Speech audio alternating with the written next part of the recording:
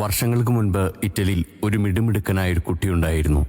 അവനവൻ്റെ മുത്തച്ഛനെ ജീവന് തുല്യം സ്നേഹിച്ചിരുന്നു. മുത്തച്ഛനും ആ കുട്ടിയും തമ്മിൽ മനോഹരമായൊരു സൗഹൃദം തന്നെയായിരുന്നു. അദ്ദേഹം ആ കുട്ടിക്ക് ധാരാളം അത്ഭുതകഥകൾ പറഞ്ഞു കൊടുക്കുമായിരുന്നു. അവർക്ക് രണ്ടുപേർക്കുമിടയിൽ അഗാധമായ സ്നേഹബന്ധമുണ്ടായിരുന്നു.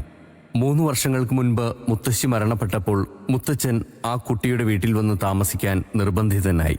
എന്നാൽ ആ കുട്ടിയുടെ അമ്മയ്ക്ക് ആ പാവം വൃദ്ധൻ അനുഭവിച്ചിരുന്ന ഏകാന്തത മനസ്സിലാകുന്നുണ്ടായിരുന്നില്ല. ഒട്ടും ക്ഷമയില്ലാത്ത ആളായിരുന്നു ആ സ്ത്രീ.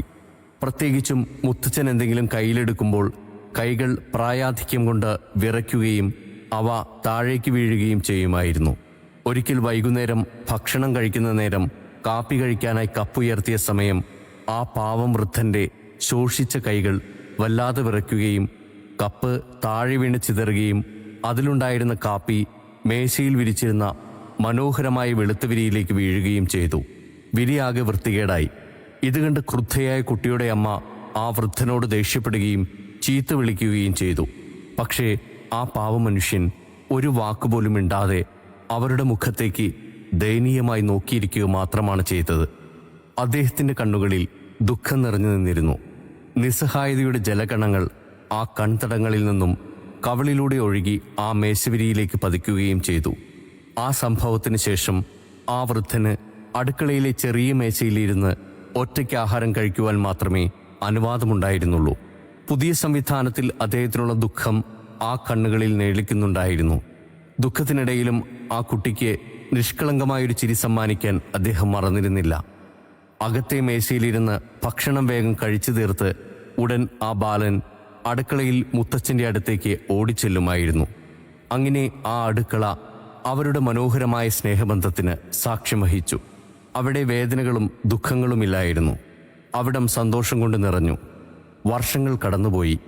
മുത്തച്ഛന് പ്രായാധിക്യമേറി വരികയും കൈകളുടെ വിറയൽ കൂടി വരികയും ചെയ്തു. ഒരു ദിവസം അടുക്കളയിൽ വെച്ച് സൂപ്പ് കഴിക്കുന്നതിനിടയിൽ വിറയൽ മൂലം കപ്പ് മുത്തച്ഛൻ്റെ കയ്യിൽ നിന്ന് വഴുതി പോവുകയും താഴെ വീണ് പൊട്ടിച്ചിതറുകയും ചെയ്തു. ഉടൻ അവിടേക്ക് പാഞ്ഞെത്തിയ കുട്ടിയുടെ അമ്മ മനോഹരമായ ആ തറ സൂപ്പ് വീണ് വൃത്തികേടായി കിടക്കുന്ന കണ്ട് ആ വൃദ്ധനോട് മുൻപെങ്ങുമില്ലാത്ത വിധം ദേഷ്യപ്പെടുകയും ചീത്ത വിളിക്കുകയും ചെയ്തു. പാവം ആ ബാലൻ ഭയന്നു വിറച്ചു. ഉടൻ തന്നെ അമ്മ പറഞ്ഞു, മുത്തച്ഛന് ഒരു മരത്തിൻ്റെ കപ്പ് നൽകാം, അല്ലെങ്കിൽ അദ്ദേഹത്തിൻ്റെ അശ്രദ്ധ മൂലം ഇനിയും കപ്പുകൾ താഴെ വീണ് പൊട്ടിച്ചിതറും. ഇത് കേട്ട ആ കുട്ടി ഉടൻ തന്നെ അമ്മ പൊട്ടിയ കപ്പുകൾ കൊണ്ടിടുന്ന വീടിൻ്റെ ഒരു കോണിൽ നിന്നും ഒരു കപ്പിൻ്റെ കഷ്ണങ്ങൾ പെറുക്കിയെടുത്ത് ഒരുമിച്ച് ചേർത്ത് വച്ചു. അതിനുശേഷം തീച്ചൂളയുടെ അടുത്തേക്ക് ചെന്നു.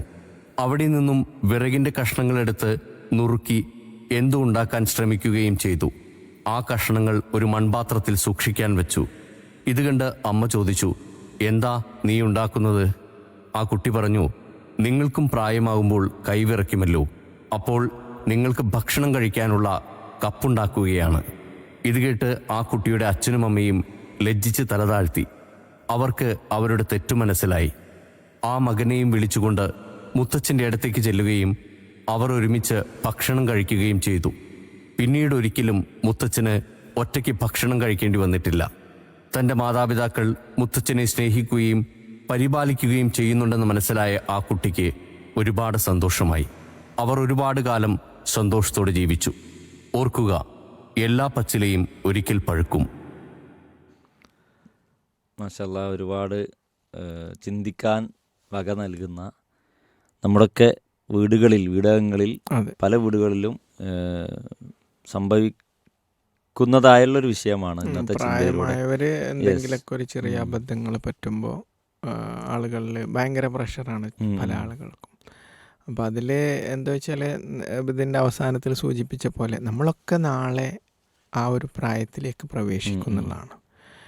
അപ്പോൾ എന്തായാലും നമ്മുടെ മാതാപിതാക്കളെ, പ്രായമായവരെ നമ്മൾ പരിഗണിക്കുക. അവർക്ക് അവരുടെ അടുത്ത് എന്തെങ്കിലും ഒരു ഇല്ല, അത് സാരല്ല എന്ന് പറയുമ്പോൾ അവർക്ക് കിട്ടുന്നൊരു സന്തോഷം. എൻ്റെ അടുത്തൊരു അബദ്ധം പറ്റിയിട്ട് പോലും അവരൊന്നും പറഞ്ഞില്ല. അപ്പോൾ അതൊരു ഭയങ്കര കാര്യമാണ്. ചില ആളുകൾ അത്തരം വിഷയങ്ങൾ വരുമ്പോഴേ അവരെ കൈയൊക്കെ തട്ടിപ്പോയാണെങ്കിൽ കൈ തട്ടിപ്പോയാന്നൊക്കെ പറയും. മറ്റേത് കുട്ടി പൊട്ടിച്ചാ അതെ അതെ അല്ലെങ്കിൽ ഇപ്പൊ പ്രായമുള്ള ആൾക്കാർ പോലും പൊട്ടിച്ചാന്ന് പറയും. സ്വന്തം അറിയാതെ തട്ടിപ്പോയാൽ ആടെ കൊണ്ടുപോയി വെച്ചവർക്കൊക്കെയാണ് കുറ്റം. ആ, അതെ അതെ അങ്ങനെയുള്ളൊരു വിഷയം ശരിക്കും അവരെ ഈ പറഞ്ഞ ഈ സാരല്ല എന്നുള്ളൊരു ഒറ്റ വാക്ക് മതി ശരിക്ക്. അത് ചീത്ത പറഞ്ഞുകൊണ്ടോ അല്ലെങ്കിൽ അവരെ ഇങ്ങനെ കുറ്റം പറഞ്ഞുകൊണ്ടോ ശരിക്കും ആ ഗ്ലാസ് നന്നാവില്ലല്ലോ. ഇല്ല ഇല്ല ഇല്ല ആ ബന്ധം മുറി കുറച്ചൊരു പരിക്കാടെ വരുന്നുണ്ട്. ആ നഷ്ടപ്പെട്ടത് നമുക്ക് എന്ത് ചെയ്യൂല. അപ്പം രണ്ട് കാര്യത്തിലും ശരിക്ക് ആ ഒരു പ്രൊഡക്റ്റ് നമുക്ക് അവിടെ നഷ്ടപ്പെട്ടതും നമുക്ക് അവിടെ തിരിച്ചു കിട്ടാൻ പോണില്ല. മറ്റൊന്ന് നമ്മൾ അവിടെ ദേഷ്യപ്പെടുമ്പോൾ പിന്നെ അവിടെ ആ ഒരു ഉപ്പ അല്ലെങ്കിൽ നമ്മളെ വല്യപ്പ അവരേക്കെന്നുള്ള ആ ഒരു സ്നേഹം അല്ലെങ്കിൽ ആ ബന്ധം അവിടെ വിച്ഛേദിക്കപ്പെടുന്ന പോലെ ഒരവസ്ഥയിലേക്ക് പോവാണ്. അപ്പോൾ അതിലൊക്കെ എന്ന് വെച്ചാൽ നമ്മളിപ്പോൾ ചില വീട്ടിലൊക്കെ സ്ത്രീകൾ അവരങ്ങോട്ടും ഇങ്ങോട്ടും ഇപ്പോൾ ഈ പ്രായമായവരുണ്ടാകുമ്പോൾ ഇവർക്ക് അവരെ നോക്കാനുള്ള ബുദ്ധിമുട്ടുകൊണ്ട് ഇവരെങ്ങനെയെങ്കിലും അകറ്റി നിർത്തണം എന്നുള്ളൊരു മാനസികാവസ്ഥയിലാണ് ഓരോന്നിനും കുറ്റം കാണുന്നത് എന്നുള്ളതാണ്. അപ്പം നാളെ നമ്മളെ മക്കൾ നമ്മൾ എന്ത് ചെയ്യരുത്, മാറ്റി നിർത്തരുത്. അതിന് നമ്മൾ ചേർത്ത് പിടിക്കുമ്പോൾ, നമ്മളെ പ്രായമായവരെ ചേർത്ത് പിടിക്കുമ്പോൾ നാളെ നമ്മുടെ മക്കളും നമ്മളെ ചേർത്ത് പിടിക്കും. അല്ലാന്നുണ്ടെങ്കിൽ കാരണം ഇപ്പോൾ ഈ ഒരു കാലഘട്ടം തന്നെ നമുക്കറിയാം, ആരും ആവശ്യമില്ലാത്തൊരു കാലഘട്ടത്തിൽ നമ്മൾ ജീവിക്കുന്നത്. അപ്പോൾ നാളെ എന്ത് എന്നുള്ളൊരു ഇത് നമ്മൾ ആലോചിക്കുക ഇൻഷാ അല്ലാ. ശരിക്കും ഇതേപോലെ ഒരു വീഡിയോ മുമ്പ് അതെ ഒരുപാട് കുട്ടി ചിത്രം വരച്ചിട്ട് യെസ് അപ്പോൾ അവന്റെ വീടാ വരയ്ക്കണത്. വലുതാവുമ്പോ ഇങ്ങനെ ആയിരിക്കും വീട്, റൂമിൻ്റെ ഒരു അതെ ഇതത് ചെറിയ റൂമെന്ന് വാപ്പ ചോദിക്കുമ്പോഴാണ് പിന്നെ അത് ഉപ്പാക്കുള്ള റൂമാണ് എന്ന് പറയുമ്പോൾ ഇങ്ങനെയാണ് ഞാൻ എൻ്റെ വാപ്പാനെ പരിഗണിക്കുന്നത് എന്ന് അദ്ദേഹത്തിന്റെ ലൈഫിലേക്ക് കണക്ട് ചെയ്തിട്ട്, കാരണം കുട്ടി അങ്ങനെയാണ് കണ്ടത്. അതെ അതെ കാരണം അവരൊരു ചെറിയ റൂമിലേക്ക് ഒതുക്കുന്നത് അല്ലെങ്കിൽ അവർക്ക് തീന്മേശയിലൊക്കെ ഇരിക്കാൻ തന്നെ പ്രയാസം തോന്നുന്നത്. പക്ഷെ നേരെ മറിച്ച് അവർ ശരിക്ക് കൂട്ടത്തിൽ അവരെ നമ്മൾ ചേർത്ത് പിടിക്കുമ്പോൾ അവർ എനർജറ്റിക് ആവും. മറ്റേതെന്താ വെച്ചാൽ എപ്പോൾ ഈ മനുഷ്യൻ്റെ ഈ എന്താ പറയുക പ്രയാസങ്ങളാണല്ലോ മനുഷ്യനെ തളർത്തുന്നത്. അപ്പോൾ ഈ ഒരു മാനസികരമായ പ്രയാസങ്ങൾ വരുമ്പോൾ അവർ സ്വയം തളരുകയാണ്.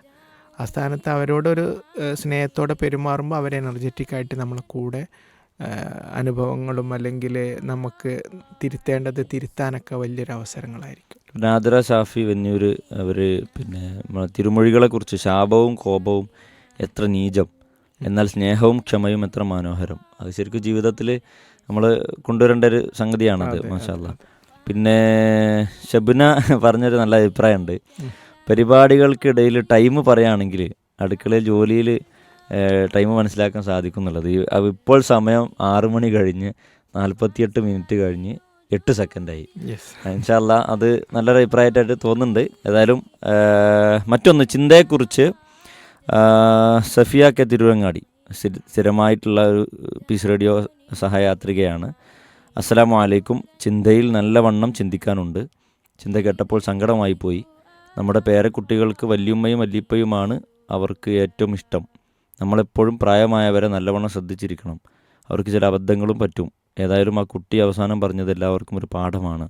അത് ശരിക്കും ആ ചിന്തയിൽ നല്ലവണ്ണം അവർ ശ്രദ്ധിച്ചു എന്നുള്ളത് മനസ്സിലാവുന്നുണ്ട്. അതിൽ ആ കുട്ടിയുടെ കമൻറ്റ് ശരിക്കും നിങ്ങൾ വലുതാകുമ്പോൾ നിങ്ങളെ കയ്യിൽ നിന്നും പൊട്ടുമല്ലോ എന്ന് പറയുമ്പോൾ ശരിക്കും ഒരുപാട് ചിന്തിക്കേണ്ട സംഗതി തന്നെയാണ്. യെസ്, നസിയ അബ്ദുൽ കരീം, ഇന്നത്തെ ചിന്ത ഒരുപാട് ഇഷ്ടമായി. ഈ കഥ ഞാൻ കേട്ടിട്ടുണ്ട്. പ്രായമാകുന്തോറും ആളുകൾ കുട്ടികളെ പോലെയാകും എന്നാണല്ലോ. ഈ രീതിയിൽ മനസ്സിലാക്കിയാൽ അവരോട് പ്രയാസം തോന്നില്ല. സംഭവം ഖുറാനിൽ പറഞ്ഞൊരു സംഭവം അതേ രൂപത്തിൽ ഒരു ആയത്തിൽ വരുന്നുണ്ട്. ഇതേ രൂപം ആദ്യം ദുർബലമായിരുന്നു, പിന്നീട് ശക്തി നൽകി, പിന്നീടും ദുർബലമാകുന്നു. പിന്നെ കുട്ടികളാകുമ്പോഴും ഇതേമാതിരി ചോദിക്കും അതെന്താ ചോദിക്കുമ്പോൾ പ്രായമാകുമ്പോൾ വീണ്ടും ആ റിപ്പീറ്റേഷൻ വരും എന്ന് പല സംഭവങ്ങളും നമ്മൾ കേട്ടിട്ടുണ്ട്.